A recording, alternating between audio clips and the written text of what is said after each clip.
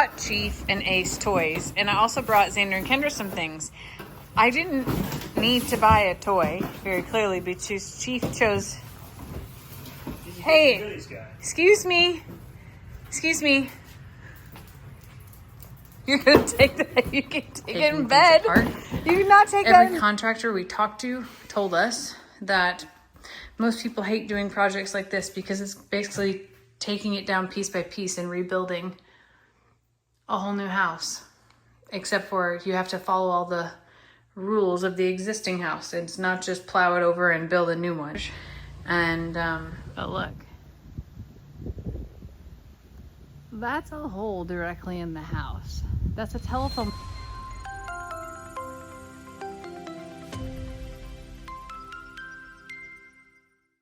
Xander lives in a library now. He has to use a ladder to get his clothes and his hangers down.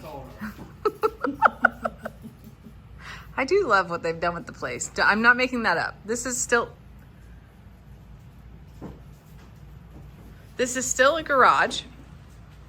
Absolutely still a shit. Do you call it a garage, a shop, a shit? What do you call it? Now we just call it the house. Oh. Yeah. They took down the golf simulator. How sad was that for you? It needed to come down. Aww. Had to. So the golf simulator was over here. We just stacked all the totes there previously. Their bed was here, and we sort of just made like this half their house. And now you've expanded, which it looks much better.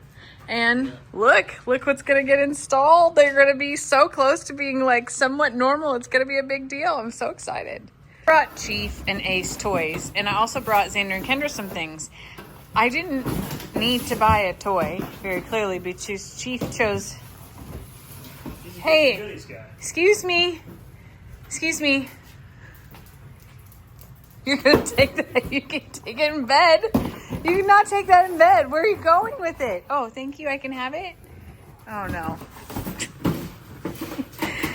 Chief is the official gift and goodies dog. He will open up any package that's sent here. He doesn't really care to have what's in it. He mostly just wants the package. Can't have fragile stuff. There's no fragile. Don't send anything fragile here at all.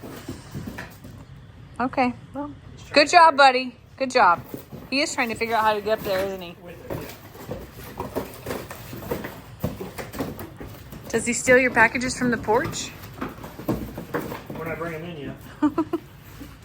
Oh, boy. Well, hey, y'all. Back at Xander's house. And as I pulled up, my heart sank because I hadn't seen the house since I left, other than just some pictures here or there. So to pull up and to see, like, it's in sad shape. We do start construction in 2 weeks, but I thought we would kind of go through and do a little bit of a tour kind of on what's going on. Let me show you. So the contractor was going to start 6 weeks ago. When they got here and they ripped off the siding, they found asbestos siding. And as you can see, all things halted from exactly there because these broken pieces, well,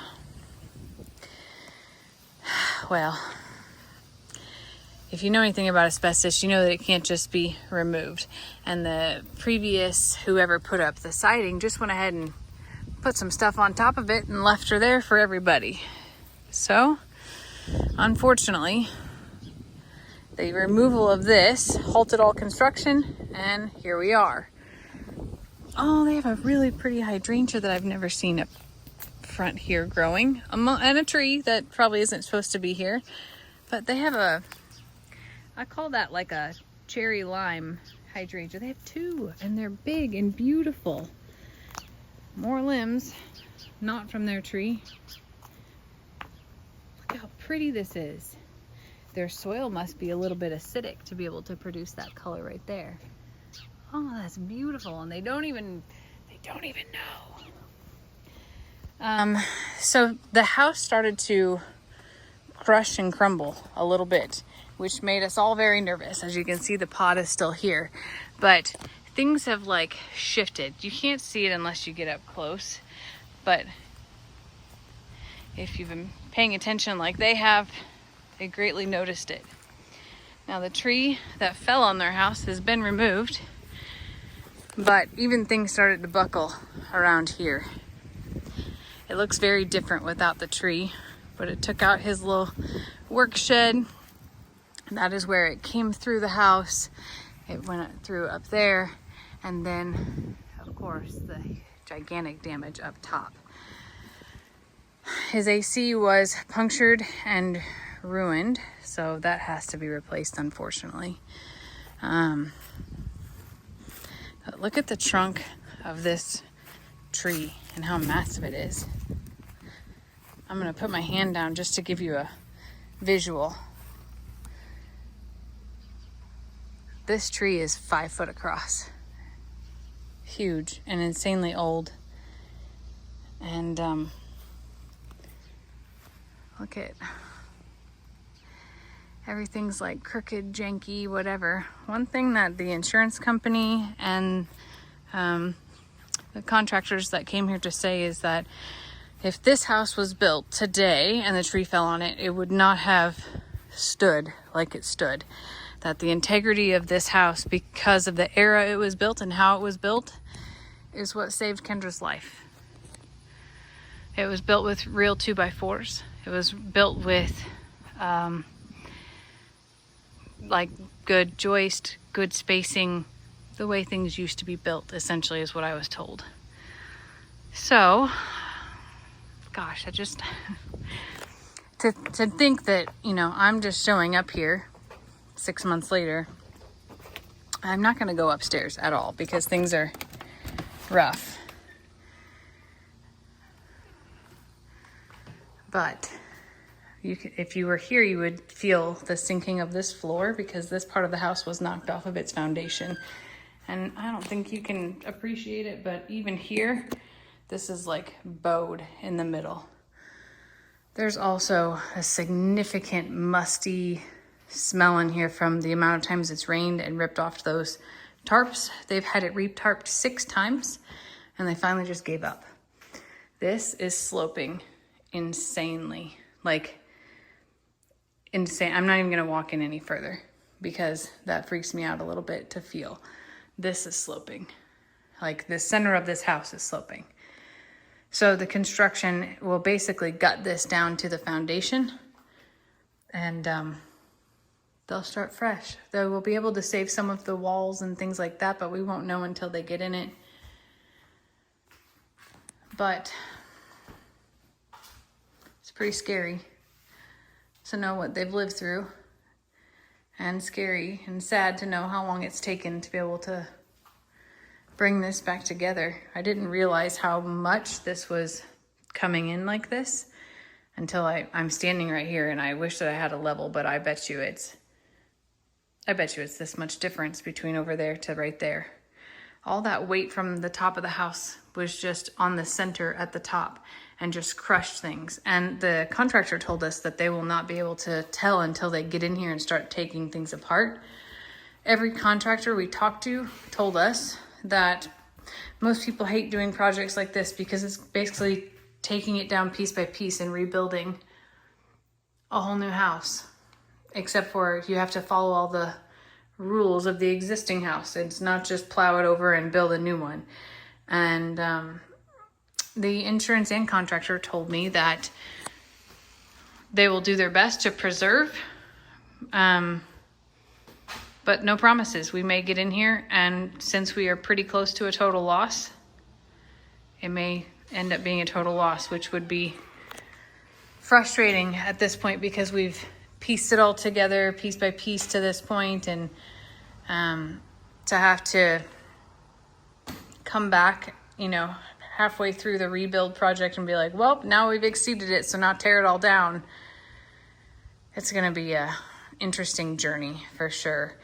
And I'm looking now, and something I probably need to ask the insurance and the contractor is like, should we come and take down the light fixtures and things so that we don't have to buy new? Because we bought new whenever Xander bought this house and put in ceiling fans in the rooms. So should we take those down to preserve those just in case? I don't know.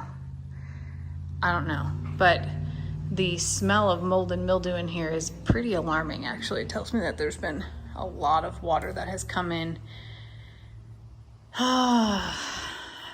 it's hard for a mom, as a mom, to be able to pull up here and see that it's in shambles. You know, it was hard the first time, and I got super emotional the first time, but now pulling up and knowing that they've just been waiting and waiting and waiting and looking at it every day, I can't imagine what they've been feeling. Don't get me wrong, they tell me, but this sort of like, I can't even close that door all the way.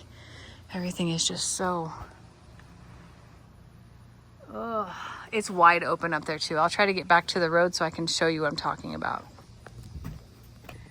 So initially we had their fence company come and just build a fence right here to be able to keep their dogs in. Because we knew that the construction was going to have access here, we had them come and take all of these down and redo it here to give them more of a barrier and the ability to truly work. Let me take you to the road. All right, I didn't have to actually go all the way to the road. I'm standing on the porch of their garage. But look, that's a hole directly in the house. That's a telephone pole in front of the house that you're seeing. But do you see basically the bite taken out of the top? Yeah, that is a problem, like a big one. So I'm thankful that we're getting started here, but I'll be honest, a little bit nervous about what is still to come of this. And I think the hardest thing for them was like the fact that their announcement of a baby came at a tumultuous time, but then also realizing and recognizing that there's no way on earth they're going to be back in their house for when this baby is born. So they're rolling with it and they're staying super positive. Let me flip this around. Just hard as a mom who's a doer and a planner to not want to jump in and like save them. And there's no way I can save them. There's nothing I can do to make it better. So we'll get through it. Currently, Xander, who is like, I took the day off, let's just hang out, is now wiring for the washer and dryer because he's my son and because he can't sit still either. So I'm gonna run in and help him do that. We gotta recycle some cardboard today. They've gotten a lot of things from their Amazon wish list that y'all found. Thank you for loving them, supporting them, for loving me, and for helping all of us through that. There's more to come, and I'm hoping that it's positive things. They deserve it.